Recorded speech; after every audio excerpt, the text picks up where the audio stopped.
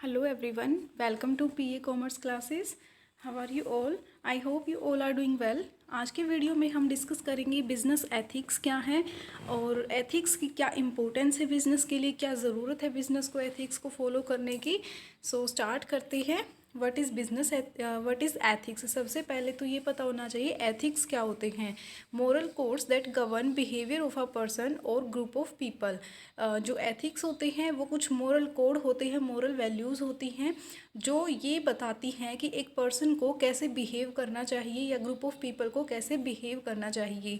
Ethics is concern with the following. जो ethics हैं वो किससे कंसर्न करते हैं? गुड वर्सेस बैड, सही क्या है गलत क्या है, अच्छा क्या है बुरा क्या है, fair versus unfair, praise versus blame, कि आप किसी को प्रेज कर रहे हो या ब्लेम कर रहे हो। ये जो चीज़ें हैं ये किससे बिलोंग करती हैं? एथिक्स से।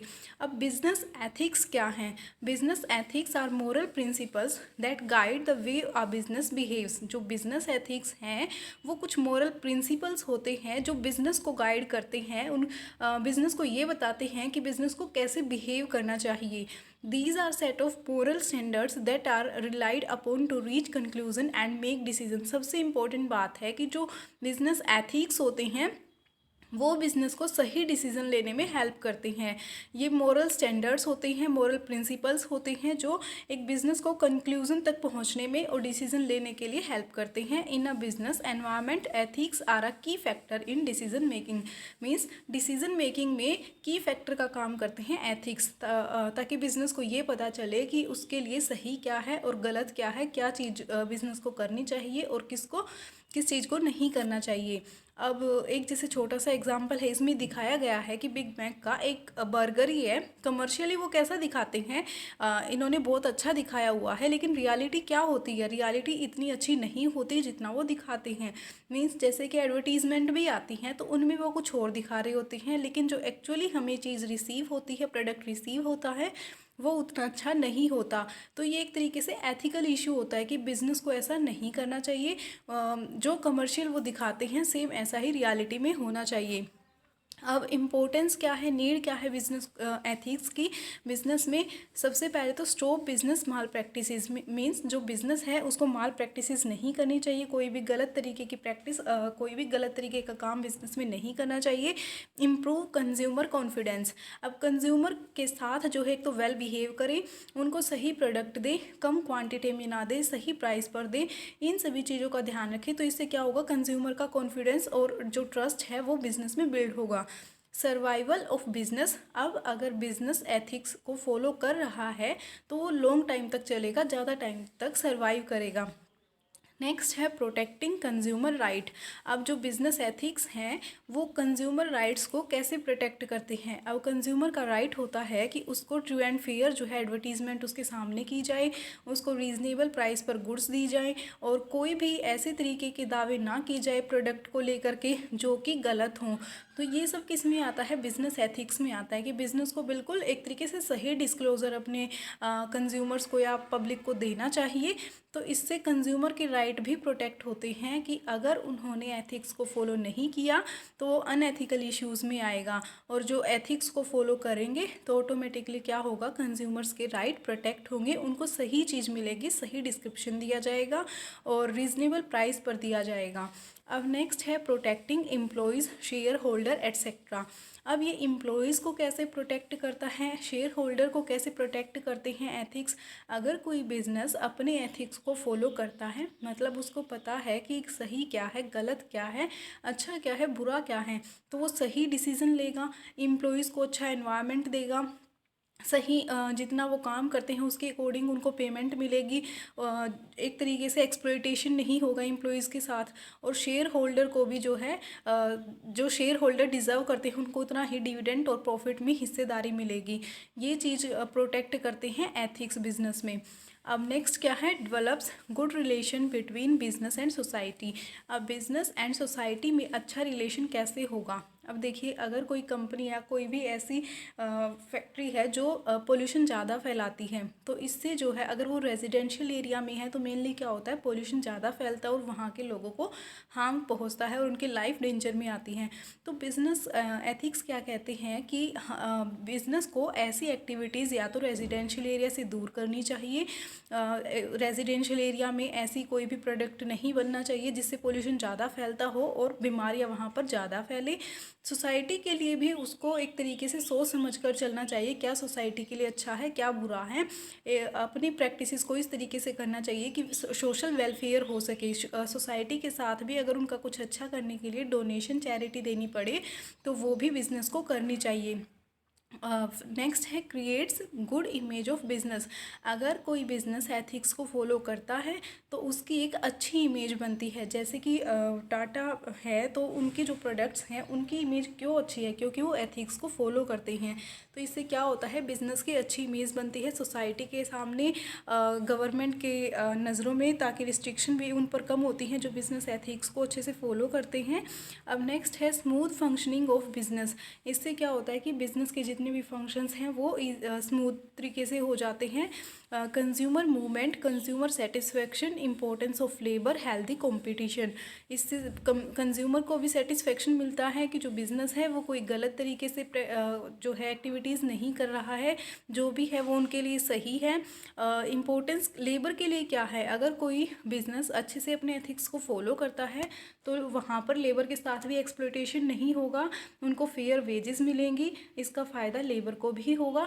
हेल्दी कंपटीशन होगा, मतलब कई बार क्या होता है कि एंटी कंपटीशन कुछ ऐसी प्रैक्टिसेस होती हैं जैसे कि डंपिंग, दूसरे की मार्केट को एक तरीके से गिराना, अपने प्राइस को बिल्कुल लो लेवल पे ले जा करके दूसरे के प्रोडक्ट को ही मार्केट से आउट कर देना। तो डंपिंग एक तरीके से किस में आता है, अनएथिकल इशू में आ जाता है। तो वो जो है बिज़नेस को नहीं करना चाहिए, हेल्दी कंपटीशन को प्रमोट करना चाहिए। अब नेक्स्ट है प्रिंसिपल्स क्या है बिजनेस एथिक्स के। इसके 12 एथिकल प्रिंसिपल्स हैं। फर्स्ट ऑफ ऑल ऑनेस्टी, जो integrity, promise keeping and trustworthiness, loyalty, fairness, concern for others, respect for others, law abiding, commitment to excellence, leadership, reputation and moral, accountability. अब ये सारी चीज़ें जो है बिज़नेस को फॉलो करनी चाहिए कि वो ईमानदार रहे अपने कंज्यूमर्स के लिए, गवर्नमेंट के लिए, टैक्सेस वगैरह पे करने के लिए, शेयर होल्डर्स को डिविडेंड देना है, प्रॉफिट शेयरिंग जो भी है, और लॉयल्टी होनी चाहिए दूसरी बिजनेस के साथ, जो अगर डील करते हैं, ट्रांजैक्शंस करते हैं, उनमें लॉयल्टी होनी चाहिए। इनसाइडर ट्रेडिंग नहीं करनी चाहिए, मींस जिनको कंपनी के अंदर की जो कॉन्फिडेंशियल इन्फॉर्मेशन जिनके पास होती हैं उनको क्या नहीं करना चाहिए, उनको लीक नहीं करना चाहिए, अपने बेनिफिट के लिए उनको यूज़ नहीं करना चाहिए। ये किस में आता है, प्रिंसिपल आते हैं बिजनेस के, बिजनेस एथिक्स के, कि बिजनेस को ऐसी चीज़ें नहीं करनी चाहिए, या फिर जो उसने कमिटमेंट किए हैं उनको फिलफिल करे और रेपुटेशन को बनाए रखे।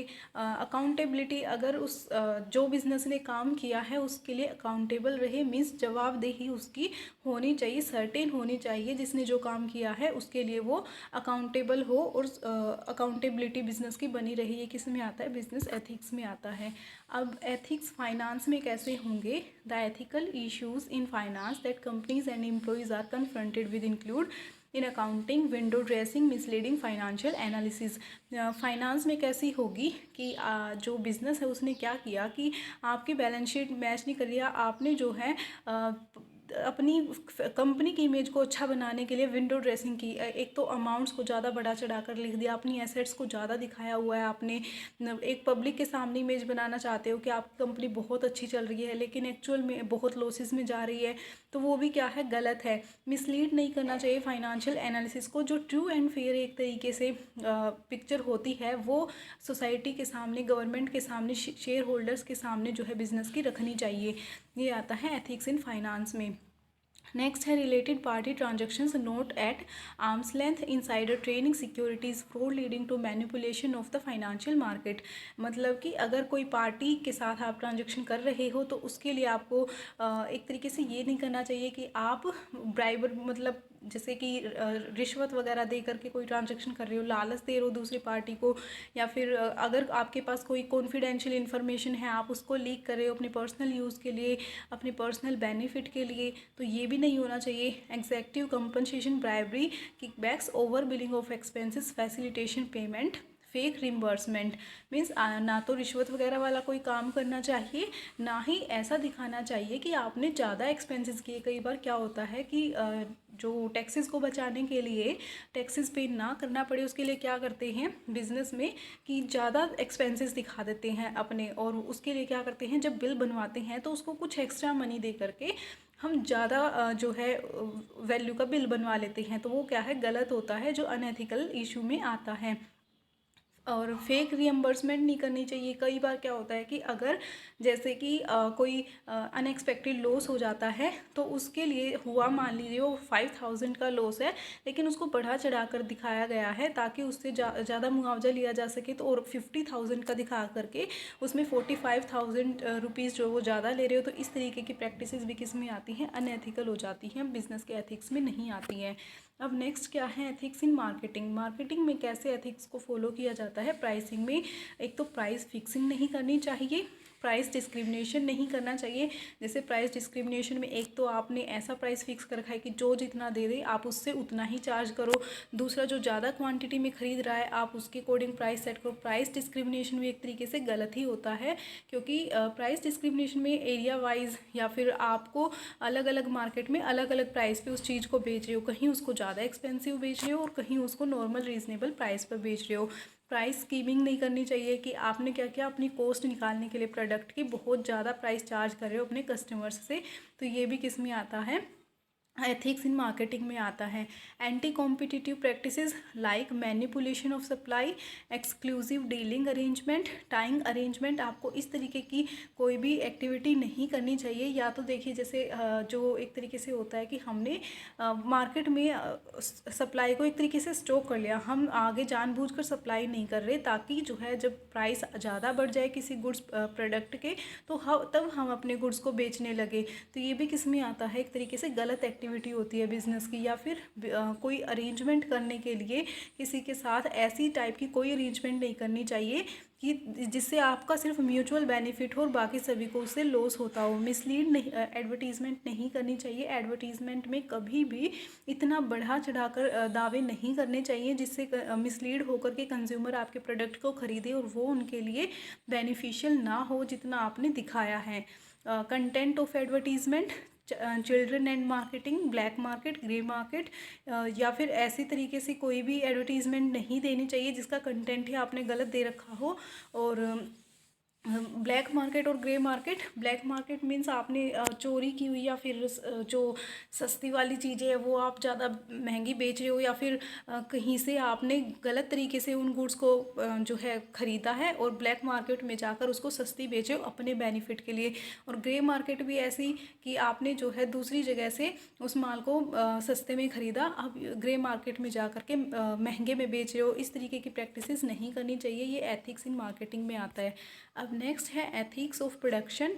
प्रोडक्शन में किस तरीके के एथिक्स को फॉलो करना चाहिए। Defective, addictive and inherently dangerous product and ethical relation between the company and the environment include pollution, environmental ethics and carbon emission trading. Means एक तो प्रोडक्ट डिफेक्टिव नहीं होना चाहिए या कुछ इस तरीके का नहीं होना चाहिए कि उसमें आपने कोई डेंजरस केमिकल यूज़ किया हो सिर्फ अपने प्रोडक्ट को अच्छा बनाने के लिए। इस तरीके की कोई भी प्रैक्टिस बिजनेस को नहीं करनी चाहिए। Ethical relation between the company, जो कंपनी है और एनवायरनमेंट है उसके बीच में एक एथिकल रिलेशन होना चाहिए। मीन्स आप अपने बिजनेस को एक्सप्लोर करने के लिए, उसके बेनिफिट के लिए आप बिजनेस एनवायरनमेंट को हार्म ना करो। पोल्यूशन, जैसे कि जो गवर्नमेंट ने कार्बन इमिशन एक तरीके से स्कीम चलाई हुई है तो उसको भी फॉलो करना चाहिए।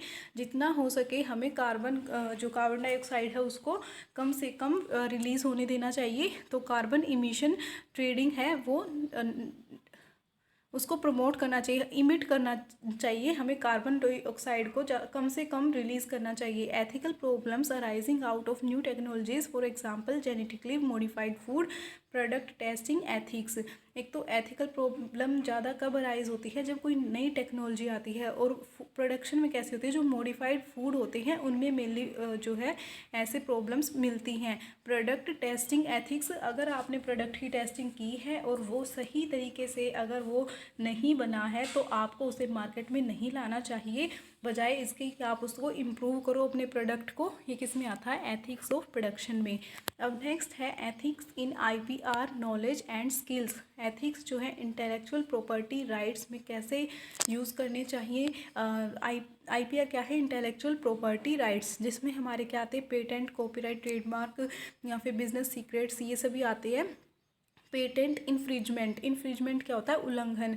तो जो पेटेंट है आपको उनका मिसयूज़ नहीं करना चाहिए, उल्लंघन नहीं करना चाहिए उनके रूल्स का। ठीक ऐसे ही कॉपीराइट, मान लीजिए किसी ऑथर वगैरह ने कोई बुक वगैरह लिखी है तो उसके लिए हमें कॉपीराइट का मिसयूज़ नहीं करना चाहिए, उसको अपने बिजनेस पर्पज़ के लिए गलत तरीके से यूज़ नहीं करना है। ट्रेडमार्क इन्फ्रिजमेंट, ट्रेडमार्क के जो रूल्स होते हैं उनका उल्लंघन नहीं करना चाहिए और ना ही मिसयूज़ करना चाहिए। कॉपीराइट, पेटेंट, ट्रेडमार्क ये हमारे अपने तरीके से होने चाहिए, जो बिज़नेस के खुद के हैं उन किसी और के कॉपीराइट, ट्रेडमार्क या पेटेंट को हमें यूज़ नहीं करना चाहिए अपने बिजनेस पर्पज़ के लिए गलत तरीके से।